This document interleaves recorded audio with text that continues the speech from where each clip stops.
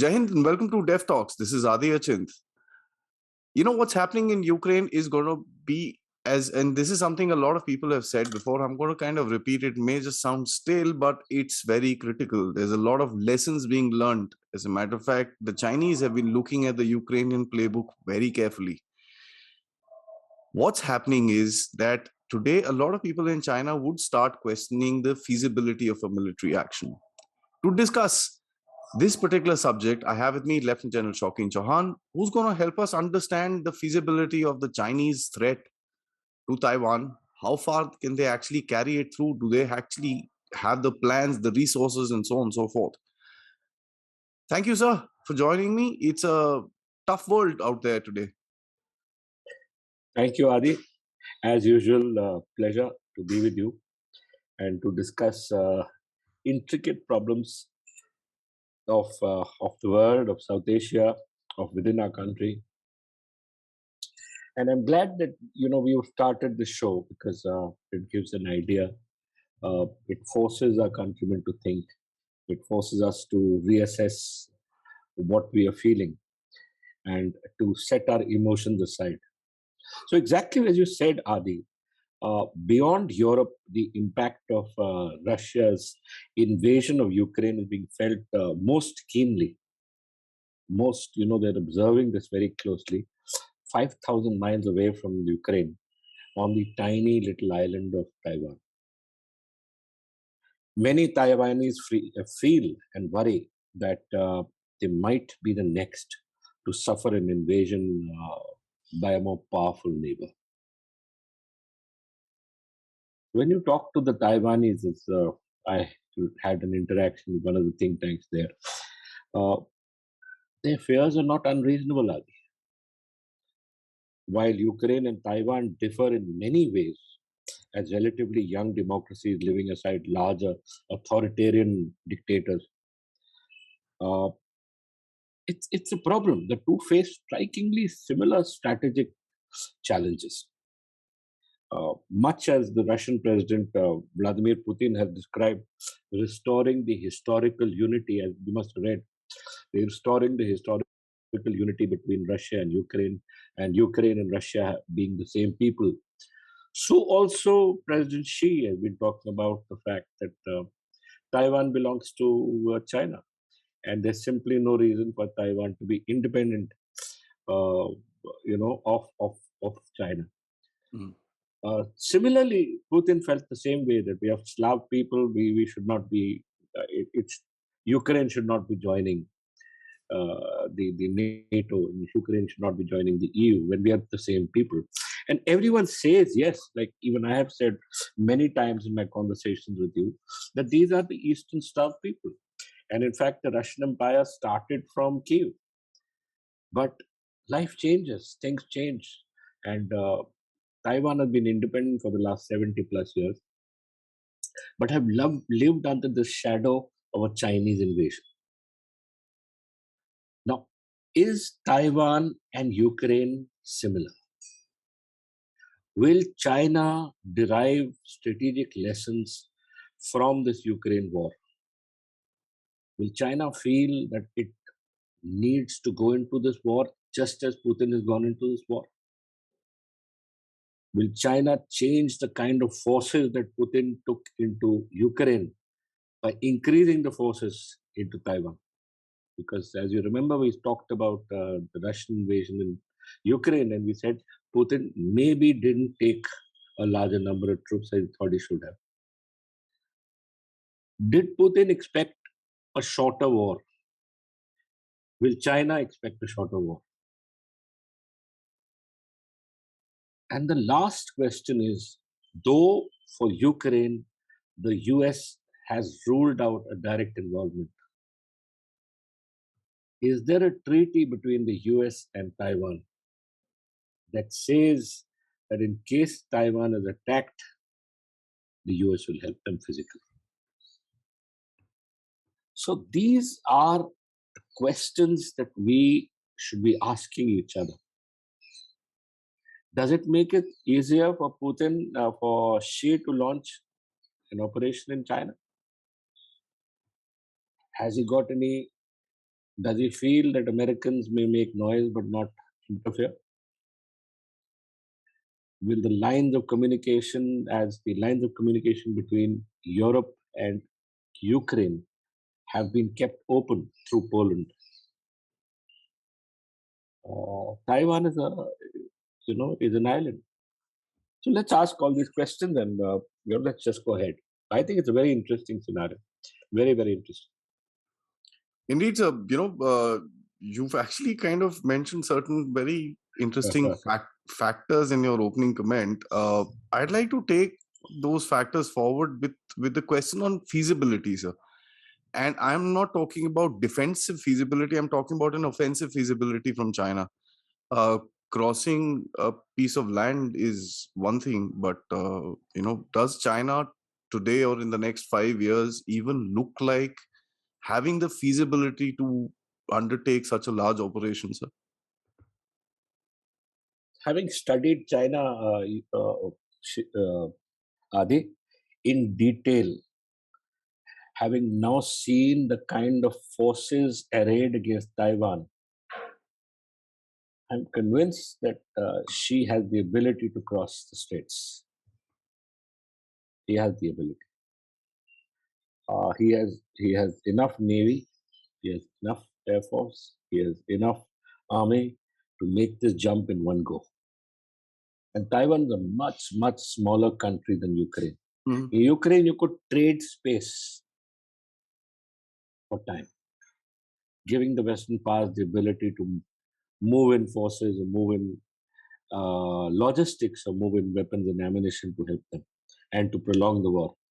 But Taiwan does not have that that space. So if China is going to plan an operation there, China has to do it in one go. She can't land on the beaches of Taiwan and in a three-stage operation over 15, 20 days, plan to take the rest of China in a complete military operation. That is militarily not possible, because by the first or the second day, the West, specifically the US, would have responded to the Chinese invasion. So, if there's one lesson that she is taking home from the Russian invasion of Ukraine and his inability to take Kiev, is that he doesn't have the time. If he's going to push in, he has to push in with all his forces in the first thrust itself. Between phase one would be taking Taipei and closing the war within the first 24 hours. If he doesn't do it, and he allows the space for the Taiwanese army to block him on the beaches, by then the US would have moved its forces in by the night, and then they would be fighting the US army, which has planned for this particular operation, and then taking Taiwan would be next to impossible. Okay, so on that premise, as per se that you mentioned, amphibious operation normally is not a very quick operation. If I'm correct me if I'm wrong, so it takes a bit of time for the beachheads and supplies and this and that. It's not a fast sort of a mode of communication. The Russians faced quite a lot of challenges in terms of their men and material till the time they actually restored the proverbial railway line, which we see coming up to Kherson now in southern Which Ukraine. we talked about, yes. Which we Yes. talked about. So now, an invasion, you're saying 24 hours, that means they have to really come with a really large number of boats and stuff like that to come in and kind of establish their beachheads and break out as well.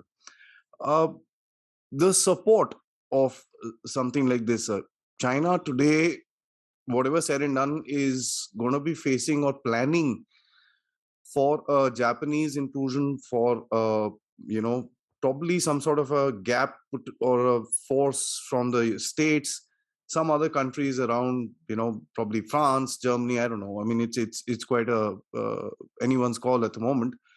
May not be an offensive operation, but in terms of a blockade, sir. So the Chinese will have to plan for something like that. How do you think they put that into their war game without an offensive operation from the West, sir? Adi, just let me take you back to the kind of treaty agreements that exist between between Taiwan and the West. Hmm. From what I know, the US has committed itself to the defense of Taiwan.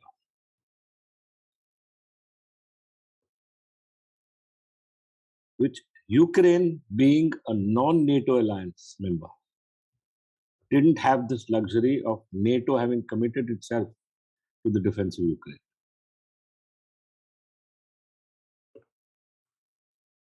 That's the first and most important issue that China has been keeping in its mind.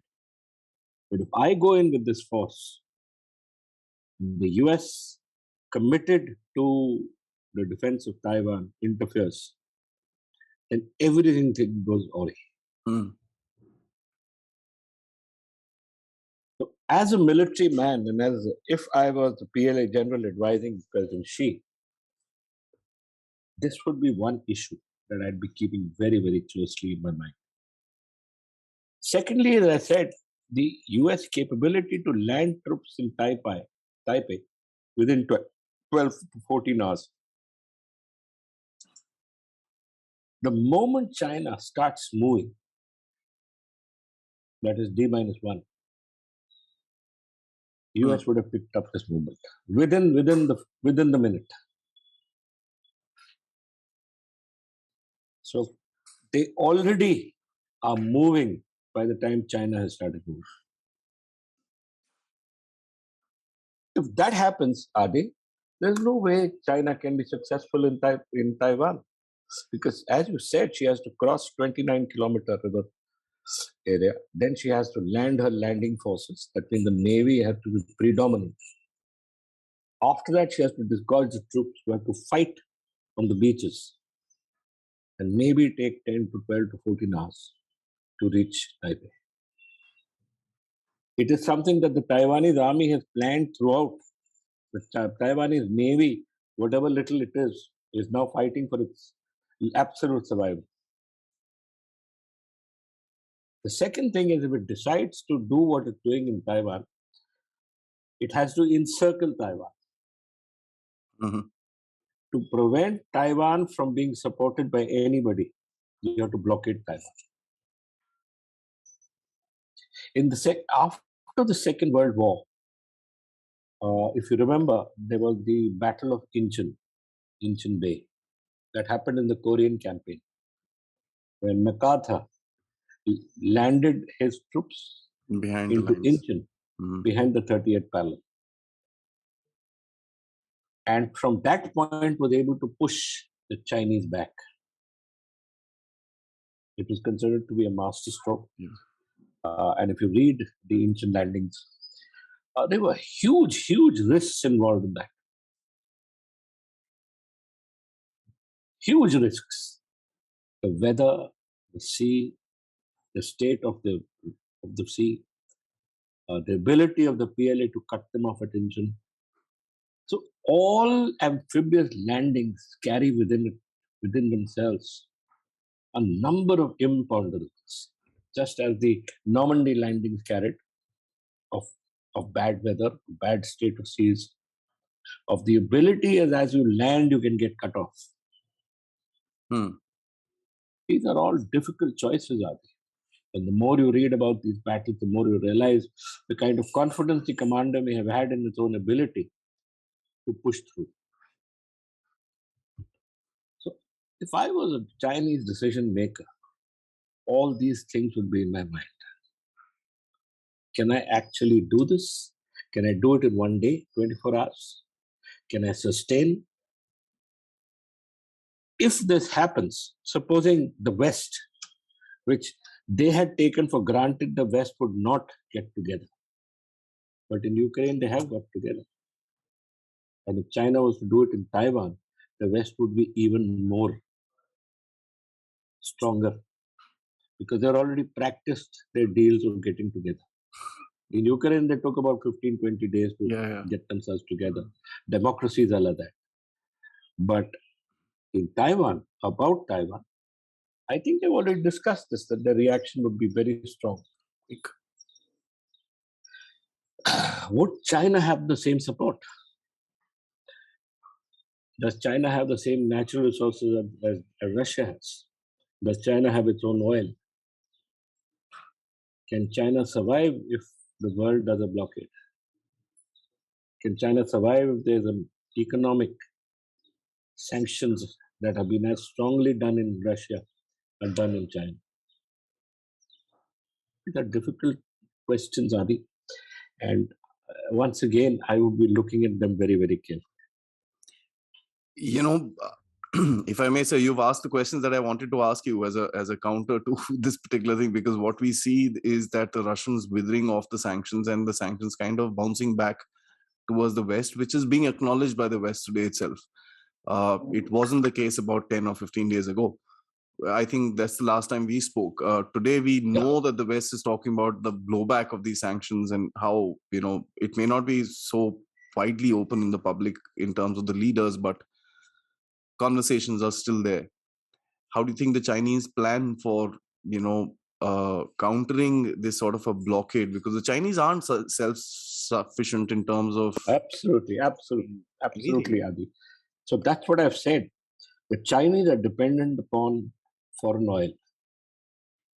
Technology. Chinese are dependent upon foreign technology. They're dependent upon the BRI. The Chinese have overextended themselves into creating the BRI. Yeah. If they do anything in Taiwan, the BRI is a lost cause. So this doesn't seem to be the right time. Now, would China feel that the world may not take them as seriously as they've taken Russia? Sometimes there are, especially in dictatorships, there's a self-delusion, delusionary power that comes to, leaders who are dependent on just their own counsel. That, oh, Europe is one thing, but would the world bother about Taiwan? I feel personally, having read and having seen this issue, that the world would be more concerned about China than Russia. I personally feel that. And definitely the Pacific powers. You mentioned them, Japan, all the littoral Indian Ocean countries, India, Australia, the US, the UK, France would also be much stronger in their resolve to beat back China. The world cannot afford a resurgent in China. And they definitely cannot afford a resurgent in Russia and a resurgent in China. A combination, yes, indeed. So the timing of a Chinese invasion may not be quite right at this moment. Supposing, let's go to the next point. Supposing Russia was to lose this war. Supposing Putin was to be deposed. Would a weakened Russia be helpful to China? Or does China thrive on a stronger Russia? So, there is these imponderables, Adi, on which the world has been based. After all, let's go back to World War One. The Archduke of Austria was killed, and it took up to 4 to 5 months for the world, Western Europe or Europe itself, to get down to the fighting a war with each other. You remember that? The Archduke Ferdinand of Austria-Hungary. When he was killed, yeah. And then the various alliances got together, and slowly, the machine of these alliances started working towards a war against Germany. There are Second World War, safeguards. Yeah, absolutely. So time. The thing now is that the world will not give them that time because information is instantaneous. Plans are made. Nobody, the US specifically, cannot afford a China that is stronger than this particular moment. So maybe China, who thinks its time has come, might be well advised to wait a while to see a little more, because neither does a weakened China, Russia help them, neither does a stronger Russia. Let's talk about something that you mentioned, sir. You've mentioned the BRI, and the impact of a Chinese invasion on Taiwan on the BRI is not something that a lot of people talk about. And it's a very interesting connect that you've made, which talks about the Chinese literally losing over $3 or $4 trillion that they've pumped into this entire thing. That on one part. Second, the Chinese itself, the military itself, has to be dependent on various different places for. Russians give them engines. There's a whole supply chain, I'm sure, which is established. The Chinese military itself. Now, there are three factors that I want you to kind of analyze. One is the BRI, which is a huge economic loss. Two is not being self-sustenant in military matters. The third is urban warfare, sir. The Russians have now, looks like it after 4 months, got the art of kind of grinding these guys down at a minimal casualty ratio, going slow and going forward. But this has taken time. As you mentioned, Chinese don't have that time. So how do you factor in these 3-4 things that I mentioned, sir? Okay, firstly, the BRI.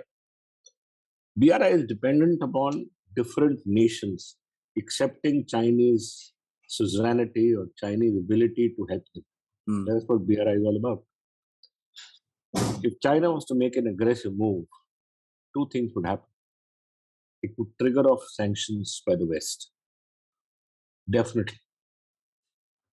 All these smaller countries would not be able to sustain a single bit of sanction. African countries, Asian countries, all those who have accepted the Chinese right of passage in its BRI would not be able to accept Western sanctions. So there is no way that BRI can succeed if the West decides to sanction these countries. China is not the granary of the world. They're not the feeders of the world. It's a purely business decision.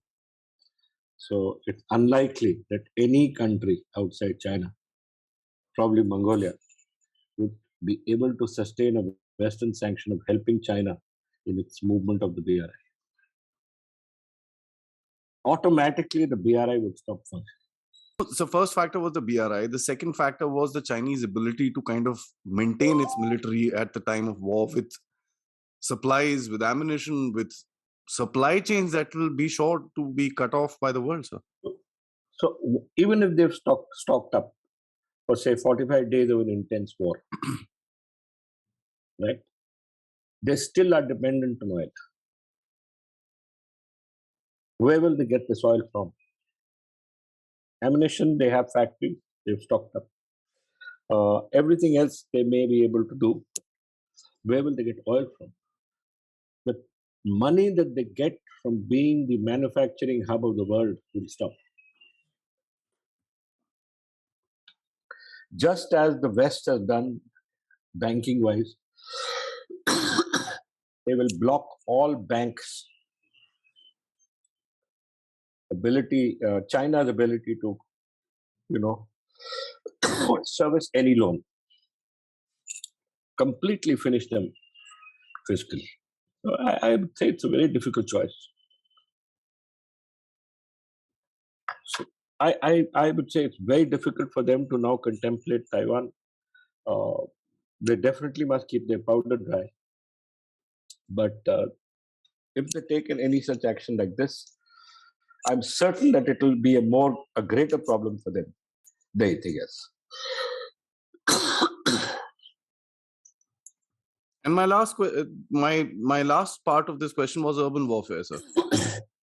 What was? Urban warfare, sir. Yeah, so the Russians have got it right, Adi. The Russians have been able to now avoid urban warfare. Russians have always used artillery differently. Unlike we, who use artillery as a support weapon, the Russians use artillery as a destruction weapon. Yeah. So what they do is that they get the forces moving because of the fire into a small area, from where then they use the destructive power of the artillery to destroy them completely. Right?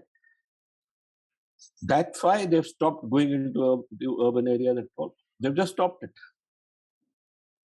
They're using precision artillery, hitting places, forcing the Ukrainian army to leave these towns and cities. Yeah, just walking in after that. Because they're not getting in. They're not getting in at all. They're using precision fire to just break the thing. Does China have that ability? She'd destroy all of Taiwan. That's all. Nobody leave it. So it's a difficult choice. Definitely, China can't fight the war Russia is fighting. Definitely, they can't. Definitely, China doesn't have the resources or the space that Russia has.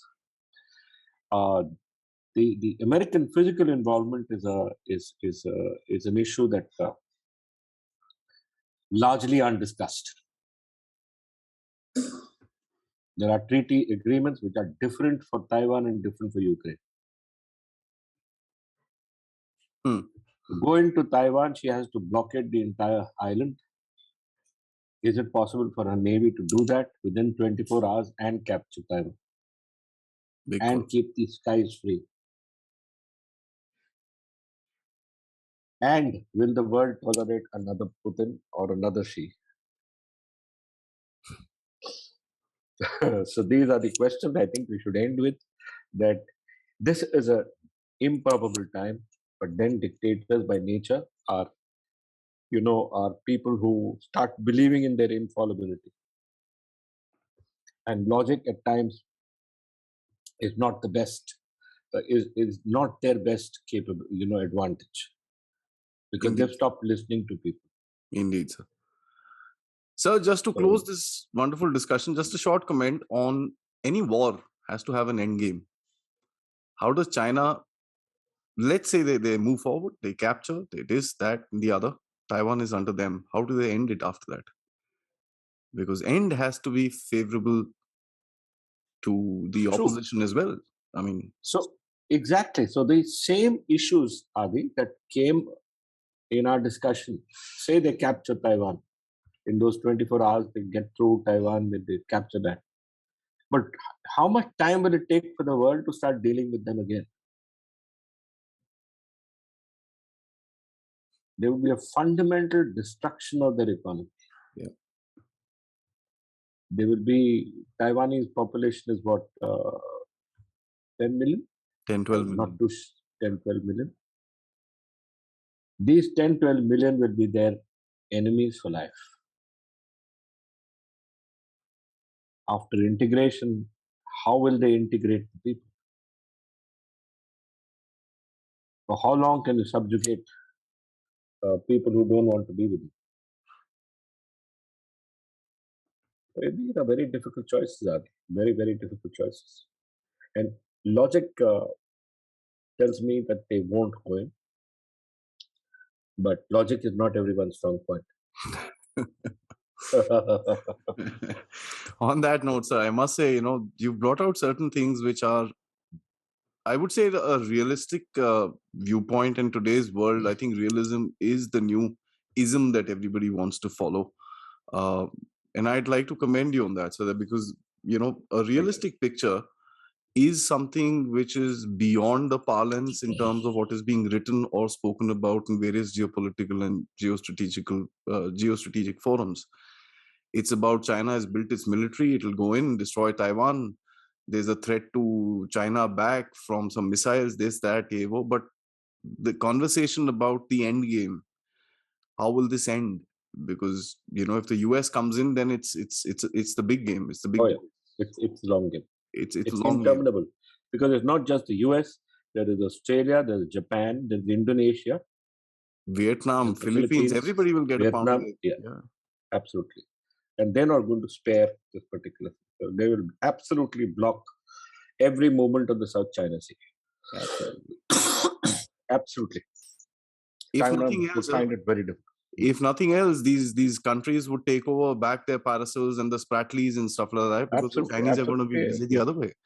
So there are a lot of risks. Thank you so much, sir. Indeed. Pleasure's mine. Pleasure's mine. Realistic conversation. Until next time for such a conversation, another subject, dividing or joining the world together. Jai Hind, sir. Thank you, Aadi. Yeah, thank you.